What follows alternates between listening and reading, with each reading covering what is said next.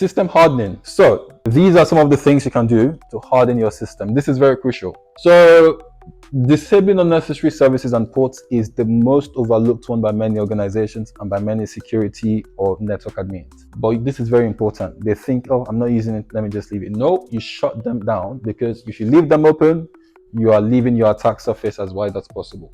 But you shut them down, you're reducing your what? Your attack surface. You can more efficiently manage the little ones that are left, update them properly, configure them properly, have enough human resources to handle the task. So updates and patches are part of system hardening, disabling unnecessary services and ports.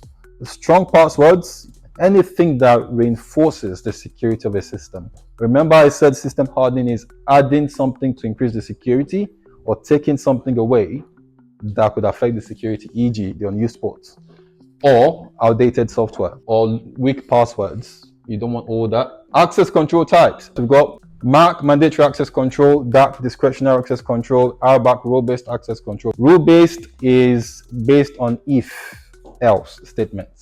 For example, your firewall. If this is true or if this is permitted, allow it.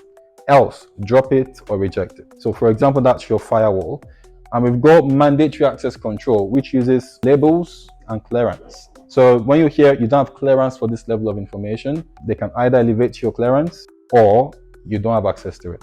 So the system controls your access in that situation based on your level of clearance and the label on what you're trying to access. So if what she's writing it has a label of 7 and your clearance level is 5, you can't have access to it because it's above your clearance level. But she may be able to access your files because she's above your clearance level. So she can access them, but she may not be able to access up as well if there is another label classification higher than where she's at. And then there's discretionary access control, which is based on the discretion of the owner. So you create a folder, for example, you can decide who has access to it and who doesn't. The problem with that one is many times it's human factor, which is based on emotions. So maybe I don't like this person, I'm not going to give them access, even though they need it for their job. That is wrong and it impedes efficiency. That may be based on emotions. Oh, I like him. You know what? I trust him. You can have access to it, but they should not have access to it. Principle of need to know. It's not something they should have access to. They don't need it for their job, but because you like them, you're granting them access.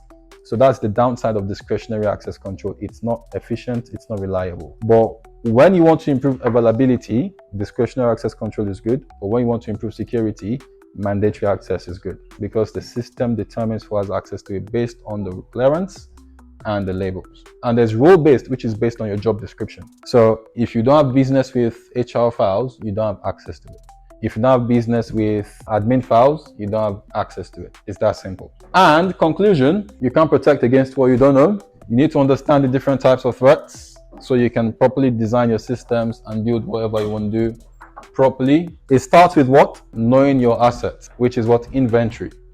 And recognizing vulnerabilities, implementing appropriate security measures, you can mitigate risks and safeguard your valuable data and systems. Thank you very much.